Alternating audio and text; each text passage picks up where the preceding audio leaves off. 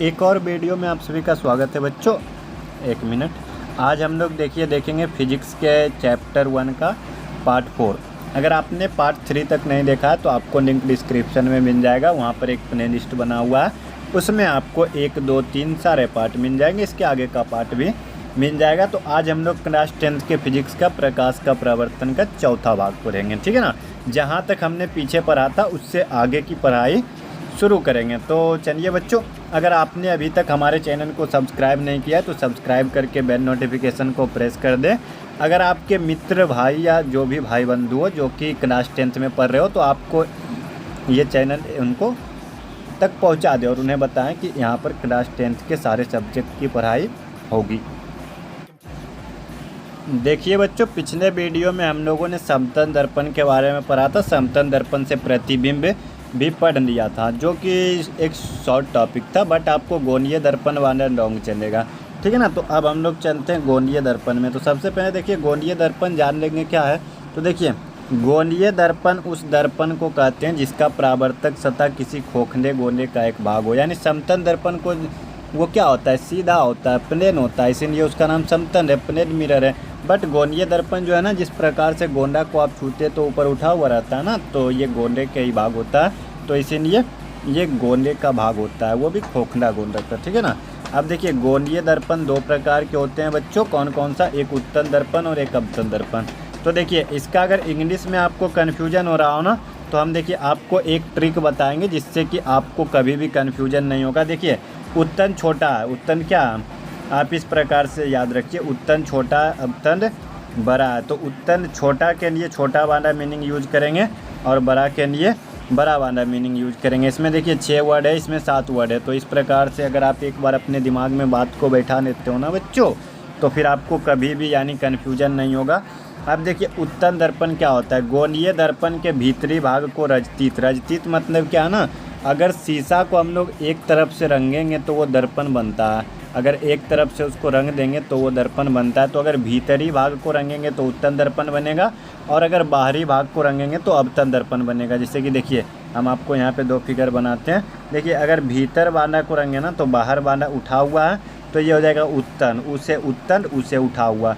और देखिए अगर बाहर वाला को रंगेंगे तो दर्पण भीतर होगा, तो ये हो जाएगा अवतल दर्पण। यानी अगर दर्पण धंसा हुआ हो तो अवतल और अगर उठा हुआ हो तो उत्तल, कोई दिक्कत नहीं है ना। अगर भीतरी भाग को रंगेंगे, देखिए आप यहाँ पे फिगर में देख भी सकते हो, इसमें भीतर वाला दर्पण है तो ये अवतल हो जाएगा, ठीक है ना। और इसमें देखिए बाहर वाला दर्पण है, क्योंकि भीतर का रंगा हुआ है, तो ये आपका उत्तल है। और ये दोनों जो है आपके गोलीय दर्पण के प्रकार है बच्चों। तो देखिए अभी हम लोगों ने गोलीय दर्पण के बारे में जाना, लेकिन अब जो है ना गोलीय दर्पण से संबंधित पद को देखेंगे, यानी गोलीय दर्पण में हमारा क्या क्या टॉपिक पढ़ने को है वो देखेंगे। तो देखिए हमारा गोलीय दर्पण का सबसे जो मेन टॉपिक है पहले ध्रुव, ठीक है ना, यानी इसको बोलते हैं पोल इंग्लिश में, तो इसीलिए इसे पी से सूचित करते हैं। दर्पण के मध्य बिंदु को ध्रुव कहते हैं, दर्पण के मध्य बिंदु को क्या कहते हैं, ध्रुव कहते हैं।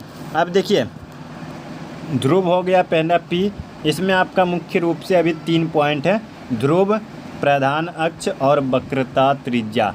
अब देखिए इसमें 4 पॉइंट है, ध्रुव, वक्रता केंद्र, वक्रता त्रिज्या और प्रधान अक्ष। तो देखिए ध्रुव के बाद हम लोग देखेंगे वक्रता केंद्र, ठीक है ना। तो देखिए दर्पण क्या है, ये खोखला गोंडा का भाग है ना, तो उस गोंडा का जो केंद्र होगा, क्या गोंडा का कुछ केंद्र होता है ना, तो उसको बोलते हैं वक्रता केंद्र। उसको क्या बोलते हैं, वक्रता केंद्र। और फिर अगर वक्रता केंद्र और ध्रुव को मिलाते हैं तो वो हमारा होता है क्या, प्रधान अक्ष। और फिर वक्रता केंद्र से ध्रुव के बीच की दूरी को बोलते हैं वक्रता त्रिज्या। एक एक करके हम देखिए सबको देखेंगे।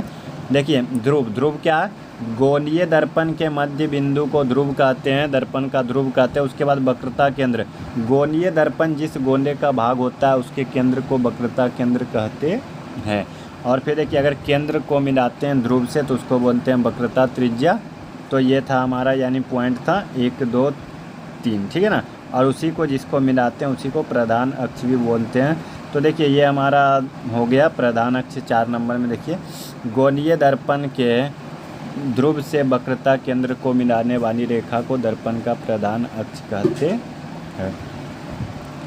अब देखिए ये सब तो हो गया ना, अब हम देखेंगे फोकस।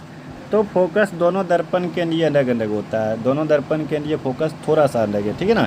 तो सबसे पहले हम लोग देख लेंगे अवतल दर्पण का फोकस, उसके बाद देखेंगे बच्चों उत्तल दर्पण का फोकस। तो देखिए पहले इसका डिफिनेशन देखते हैं, फिर हम आपको फिगर में समझाएंगे। किसी अवतल दर्पण का फोकस उसके मुख्य अक्ष पर वह बिंदु है, यानी आपको इतना तो पता चल गया कि फोकस जो है वो कहाँ रहेगा, आपका मुख्य अक्ष पे, जहाँ मुख्य अक्ष के समांतर आती किरणें दर्पण से परावर्तन के बाद मिलती है।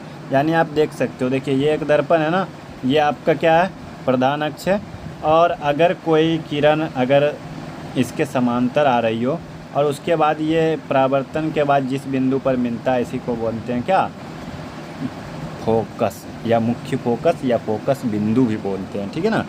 तो क्या बोलते हैं इसको, फोकस। और ये देखिए फोकस से ध्रुव के बीच की दूरी को बोलते हैं फोकस दूरी, फोकस दूरी। तो ये तो आपका हो गया अवतल दर्पण के लिए बच्चों।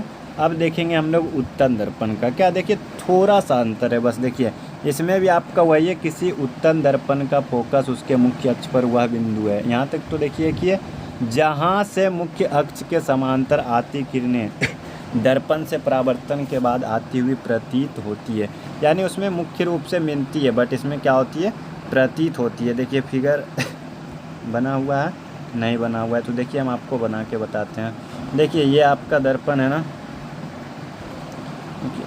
ये आपका मान लीजिए दर्पण है, ठीक है। इसमें हम क्या करेंगे, उत्तल दर्पण में भीतर वाला रंग आया, ये ठीक है ना। ये देखिए इधर से आया ना, मुख्य अक्ष के समांतर, ये इधर चला जाएगा।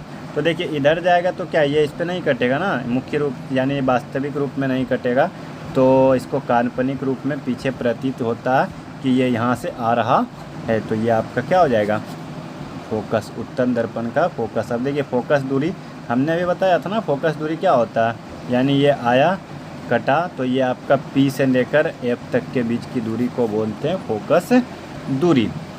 तो देखिए बच्चों आज के इस वीडियो के लिए आज का क्लास को यहीं पे समाप्त करेंगे।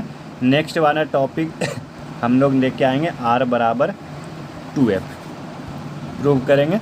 आज हमने देखिए इस वीडियो में क्या क्या पढ़ा, गोलीय दर्पण के बारे में पढ़ा। गोलीय दर्पण के बारे में हम लोगों ने देखा गोलीय दर्पण के प्रकार, और गोलीय दर्पण में जो हमारा पद होता है, जिसमें कि हम लोगों ने क्या क्या देखा, प्रधान अक्ष, ध्रुव, फोकस दूरी, फोकस और वक्रता केंद्र और वक्रता त्रिज्या।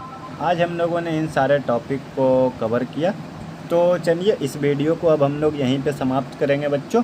हम आपको पहले भी बता चुके हैं कि हम आपको हर वीडियो में 2-4 टॉपिक ही बताएंगे, आपके ऊपर ज़्यादा बोधरेशन नहीं डालेंगे। आप हर वीडियो को पढ़िए, 2-4 टॉपिक अगर आप चाहें तो फेयर भी बना सकते हो, क्योंकि देखिए इसमें हमने जितना भी पढ़ाया है ना, इस बेसिक पे पढ़ा रहे हैं कि जिस प्रकार से कोई कोचिंग में पढ़ाता हो, ठीक है ना, जिस प्रकार से हमें पढ़ाया गया था हम उस बेसिक पे पढ़ा रहे हैं।